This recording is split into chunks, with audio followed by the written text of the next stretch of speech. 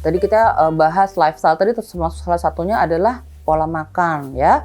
Jadi nggak bisa misalnya nih makan ala kadarnya aja, nggak terdiri dari gizi seimbang, nasi, protein, lemak, tapi misalnya apa tuh goreng-gorengan aja. Ya nggak cukup untuk membentuk sperma dengan kepala yang mengandung DNA bagus. Ya, jadi harus ada protein bagus nih. Jadi nggak banyak nasinya aja, karbonya aja, tapi proteinnya juga harus banyak. Misalnya ikan, daging, telur, ayam, itu jumlahnya harus banyak tiap kali makan ya. Misalnya kalau untuk paha steak ya, itu dua potong sekali makan. Tapi kalau ada paha atas bawah ya cukup satu-satu. Ikan juga gitu 1 ekor kalau misalnya ukuran seperti ikan kembung atau kalau salmon. Tapi kalau lebih kecil lagi ya bisa 2 untuk sekali makan. Lalu selain protein, sayur, buah, karena sperma tuh tricky sekali ya. Dia nggak boleh kekurangan antioksidan. Ya, dia kaya akan radikal bebas karena memang nanti tujuannya menyeleksi sperma. Kalau tadi dijelaskan bahwa perempuan itu punya oosit atau telur 1 tiap bulan yang matang, kalau sperma itu kan banyak setiap kali ejakulasi. Tapi kalau menghamil itu kan cuma 1 aja. Nah, itu dia terseleksi secara alam.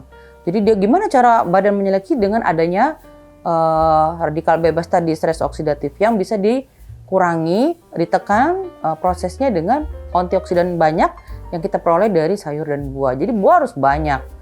Ya, misalnya semangka pepaya gitu 1/2 sehari.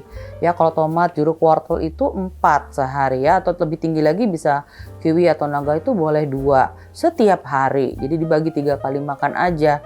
Jadi kadang pasien saya tuh udah kayak untuk makan tuh agak repot dia prepare atau menyiapkan dirinya gitu ya, karena beda dengan kebiasaan. Tapi gitu aja kadang udah bagus banget. Kecuali ada gangguan lain. Ya, ada varicocele kah atau ada gangguan hormon kah, itu kita butuh tambahan yang lain. Tapi pola makannya terutama seperti itu tadi. Prinsipnya yang bagus tadi adalah gaya hidup tadi, pola makan, olahraga. Ya, olahraga seminggu 2-3 kali. Hanya boleh kira-kira seperti jalan, lari, berenang atau senam-senam perempuan. Nggak boleh tuh sepedaan. Apalagi yang jauh ya, yang jalannya tidak rata dan aduh, ready banget nih pakaian super ketat, itu nggak bagus banget ya buat si buah pelir atau testisnya ini.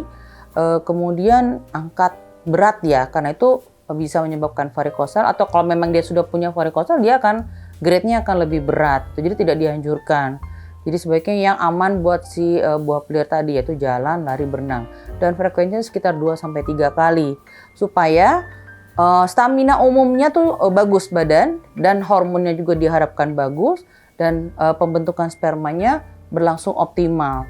Ya, kalau perempuan gangguan hormon itu kita kerasa, kita akan mengalami gangguan haid. Tapi kalau laki-laki tidak ada gejalanya gangguan hormonnya. Ya, laki-laki bisa datang biasa-biasa aja gitu, tapi pas diperiksa hormonnya seperti hormon orang tua. Ya, demikian pula jadi spermanya juga sedikit ya. Atau sebaliknya, kira-kira seperti itu. Dan tidak ada gejalanya, itu bedanya laki dan perempuan. Tidak ada gejala pada laki-laki. Pas diperiksa nggak tahu spermanya sedikit atau tidak ada tuh nggak terasa dia. Sedangkan kalau yang genetik atau yang turunan itu jauh lebih sedikit ya. Contohnya fragmentasi DNA sperma itu. Jadi DNA spermanya banyak, geraknya bagus, tapi kalau DNA-nya pecah-pecah, tidak utuh, itu juga nggak bisa menghamili gitu ya. Atau tadi ada penyakit mikrodelesi kromosom Y, itu juga jarang. Jadi kromosom Y yang hanya dimiliki oleh laki-laki itu dia mengalami kehilangan sedikit bagiannya, dan itu akan menyebabkan seorang laki-laki tersebut tidak akan bisa punya sperma yang banyak. Jadi emang sedikit atau nggak ada sama sekali.